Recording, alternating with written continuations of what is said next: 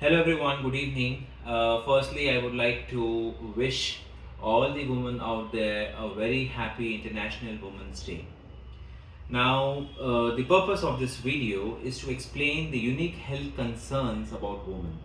Now, these health concerns are not mostly heard or even explained by the medical community, but these concerns are extending towards the dental or the oral health as well. Now, why do we have to know about this? That what differs a woman's body mechanism from a man? So that information has to be passed on to all the women, and we need to empower the woman to advocate a very good oral health so that prevents the oral diseases. Now, I would like to discuss that most of the oral health changes which we are seeing in the woman is all because of the hormonal changes. Now, what you're thinking is right. The culprits are the hormones. Now, the hormones, the endocrinal hormones, which plays a very important role, are the major culprits because of which these changes are seen. And now, whenever we see the strike of these changes, which could start from puberty, which could start with menses, menstruation timings, it could happen with patients or women who are taking oral contraceptives, tablets, or birth control pills. It also is seen during pregnancy and the most important during the menopause. Now, these are the events in the life of a woman where you see a spike of the hormonal changes. And now we will discuss briefly about every change which happens in the oral cavity or the dental issues which can happen during this period of time. Now we start firstly with puberty. Now puberty is the time when the first time the strike of the hormones happen.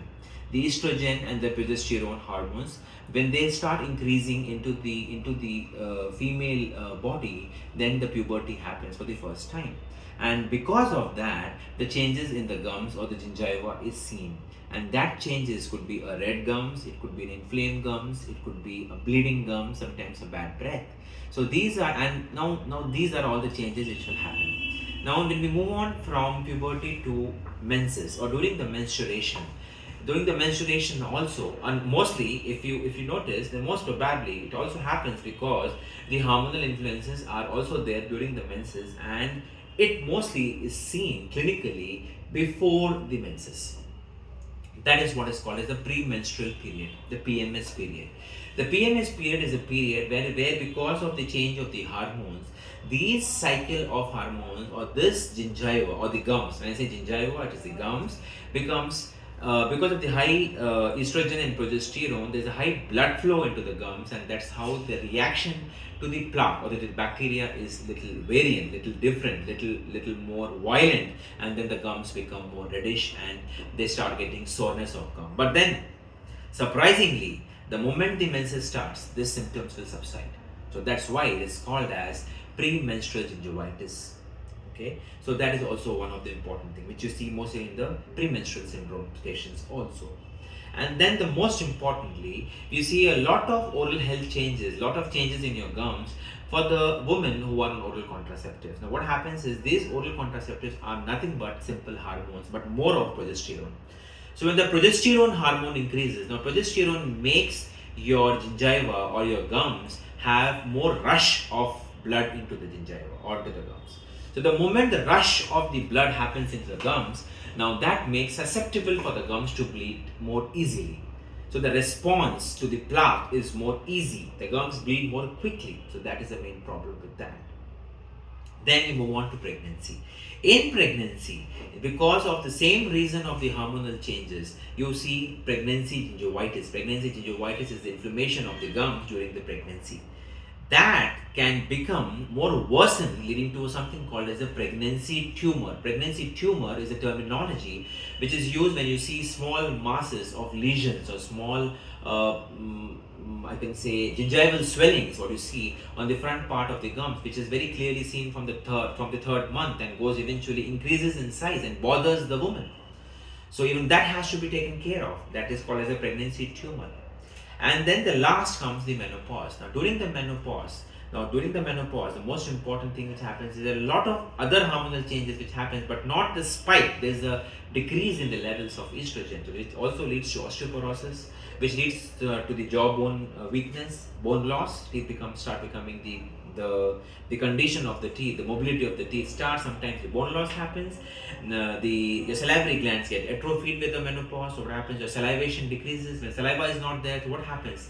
The flushing of the plaque doesn't happen. So more chances of decay, more chances of gum infection, dryness of mouth, metallic taste. You get some dry taste that is typical salt and pepper taste of your tongue.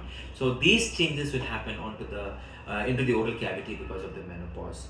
So to summarize, what you understand, that all these changes in the oral cavity or your dental health happens during these spikes which happens in a woman's life, and we need to know, as a woman, you have to understand that you need to understand the importance of this and need to reinforce about it. And it's not only for women but also to the men out there to understand that you have to reinforce these things so that they understand that this is a very important part of their oral health, and eventually you will lose the teeth. So that is most important, that regular visit to a dentist and not to hesitate to discuss these changes to your dentist or specifically to your periodontist, so that we can help you out to mostly prevent these changes, to make sure that your oral health becomes good and your oral health is always fine. And we can go for professional scaling, you can go for flossing, you can go for mouth rinsing,